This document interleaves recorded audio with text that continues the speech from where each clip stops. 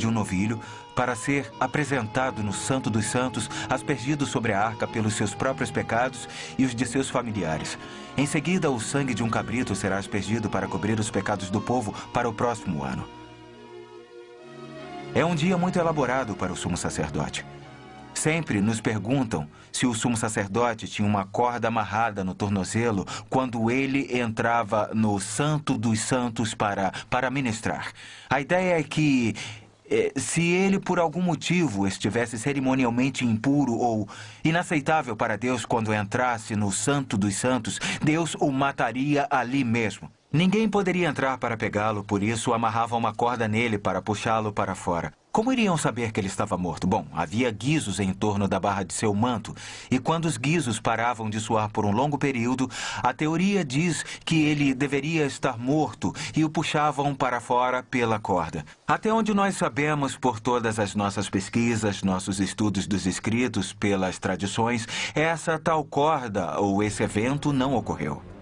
O Santo dos Santos era o santuário mais interno. Era o lugar onde a arca do concerto residia.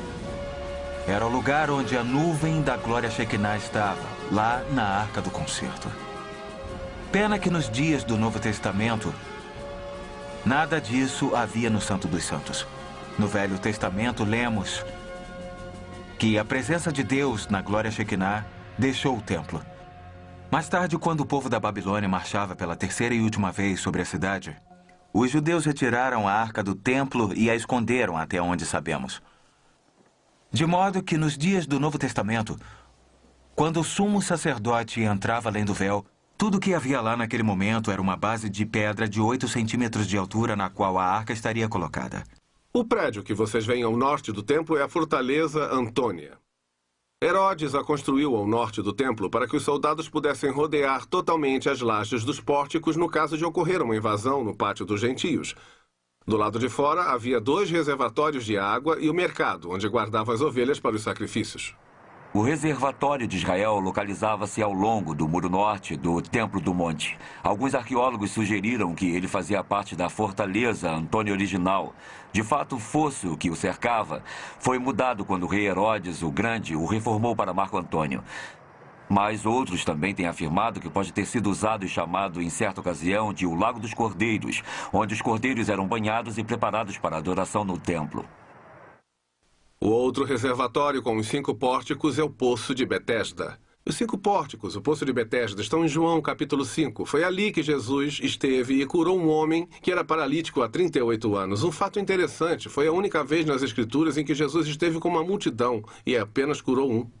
E os líderes religiosos condenavam Jesus por ele o ter curado em um sábado. Interessante como muitas vezes Jesus fez curas num sábado.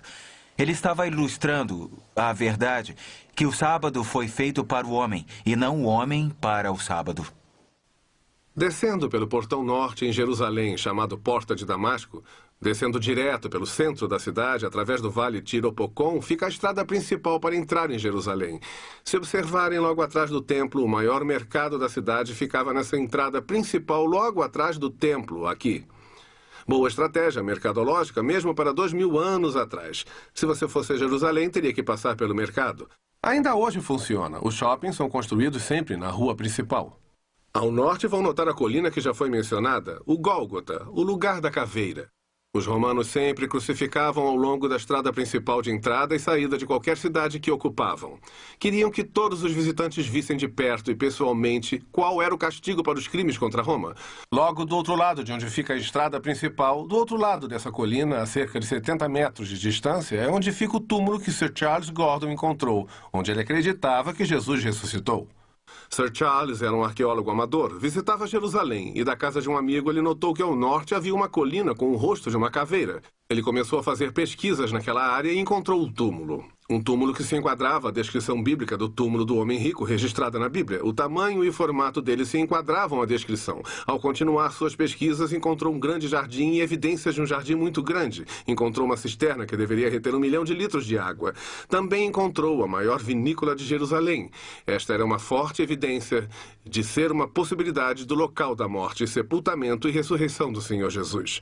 O outro local ficava só um pouco a sudoeste daquele local, onde vocês verão uma colina do outro lado deste muro. É aqui que fica a Igreja do Santo Sepulcro atualmente. Isso data de 300 depois de Cristo. Constantino é quem reinava em Roma. Ele declarou o cristianismo a religião de Roma. A sua mãe veio até Jerusalém em busca de locais importantes e foi informada que sob um templo romano ficava o local da ressurreição. Ela fez demolirem o templo, ela encontrou o túmulo e construiu a Igreja do Santo Sepulcro, que permanece lá até hoje. Há 2 monumentos que vocês verão a noroeste de Jerusalém. Entre onde ficava o terceiro e o segundo muro, existem 2 grandes monumentos que estavam lá durante os tempos antigos. E esses monumentos foram feitos lá em honra a 2 reis especiais da Asmônia, ou dinastia dos Macabeus. Os Macabeus eram uma família judia que reinava em Israel entre os períodos do Velho e do Novo Testamento.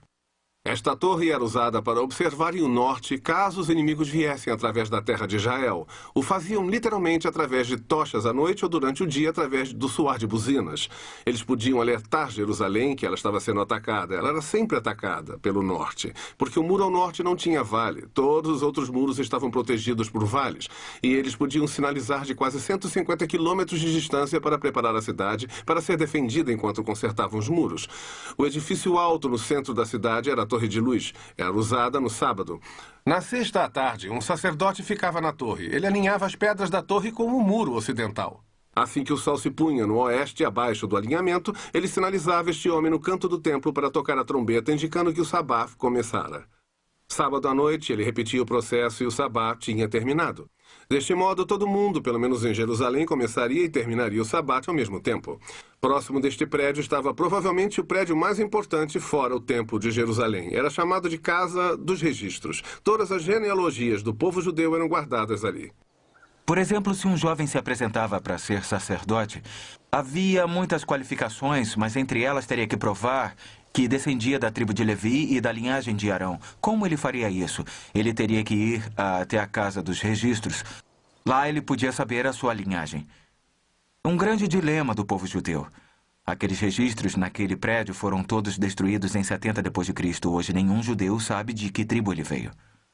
Mas se você fosse ser sacerdote, teria que provar que sua linhagem tinha vindo de Arão. Nenhum sacerdote hoje, nenhum indivíduo pode provar que sua linhagem vem de Arão e da tribo de Levi.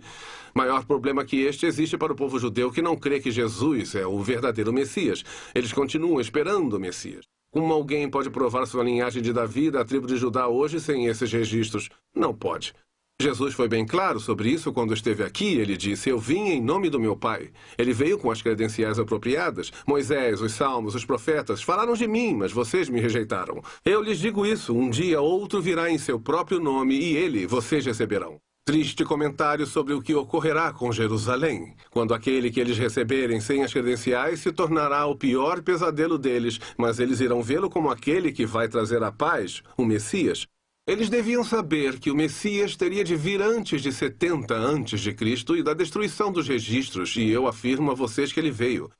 Entre a ponte vindo lá do templo até a cidade superior e a escada vindo da cidade baixa é o que é chamado de Muro Ocidental, ou Muro das Lamentações. Há um acesso ao público de 60 metros até o muro. É aqui onde hoje o povo judeu faz a adoração. Essas pedras vêm do tempo em que o templo estava de pé. Não são pedras do templo, são pedras do muro que mantinha o templo.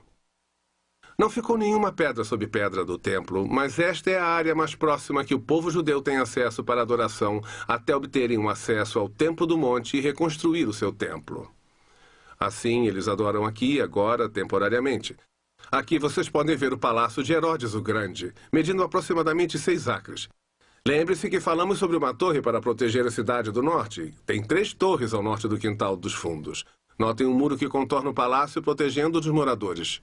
Herodes não era romano. De fato, Herodes era descendente de Esaú, irmão gêmeo de Jacó, aquele que vendeu sua primogenitura por um prato de lentilhas. Os descendentes de Esaú eram conhecidos no Velho Testamento como edomitas.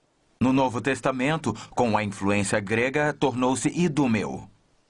Herodes era um idumeu. Ele tinha sido proselitizado à força, de modo que o povo judeu o considerava metade judeu.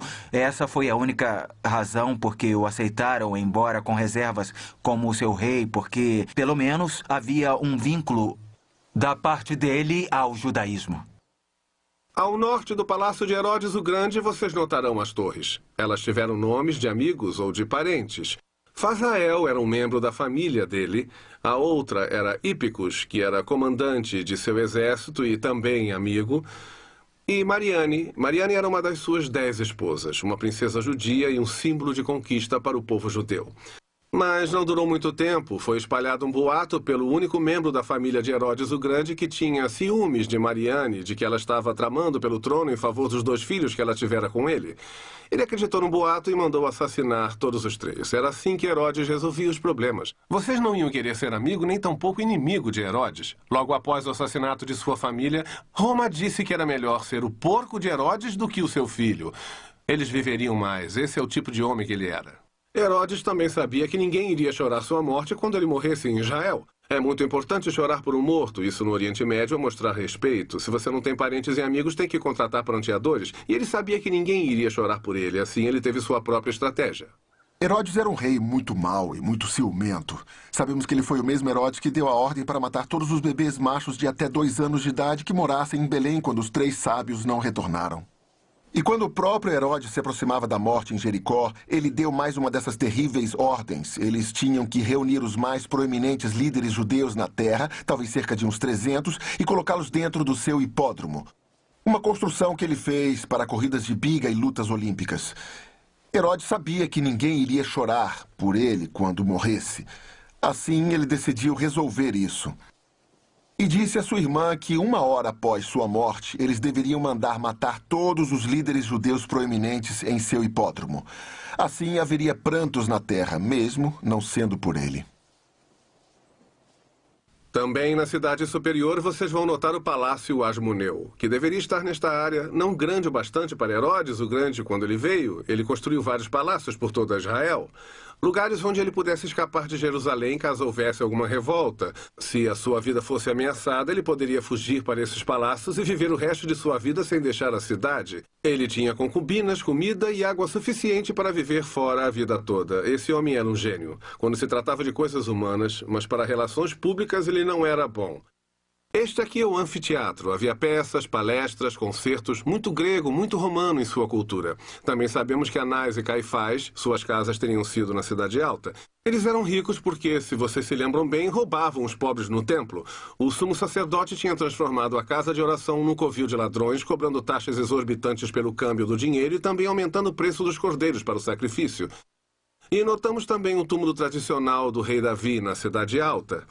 Também sabemos que Jesus comemorou a Páscoa na Cidade Alta porque ele comemorou no cenáculo, o único lugar com 2 andares que havia na Cidade Alta. Foi lá que Jesus comemorou a Páscoa com seus discípulos. Foi lá que ele, nos disseram, retirou a túnica e lavou os pés dos discípulos. Jesus anunciou que um o iria trair. Os discípulos perguntaram: serei eu? Judas recebeu o bocado e foi embora. Jesus disse a ele: o que tem de fazer, faça logo. Foi lá que Pedro declarou sua grande lealdade a Jesus e Jesus profetizou: antes do galo cantar, você me negará 3 vezes. E aí Jesus cantou um hino com os 11, seguiu com eles pela cidade até o jardim do Getsêmani, nos arredores de Jerusalém e no templo do monte. Foi, é claro, no jardim do Getsêmani que Jesus orou 3 vezes ao Pai: Pai, seja feita a tua vontade. Afasta de mim este cálice, mas seja feita a tua vontade, não a minha. Lá ele agonizaria tão intensamente naquela noite que literalmente suou gotas de sangue da sua fronte. Eu não creio que a tortura da cruz era o que ele tinha em mente, ou a tortura dos soldados, mas quando ele estava naquele monte, Jesus estava contemplando aqui pela primeira vez na eternidade. Ele, Deus o Filho, Deus o Pai,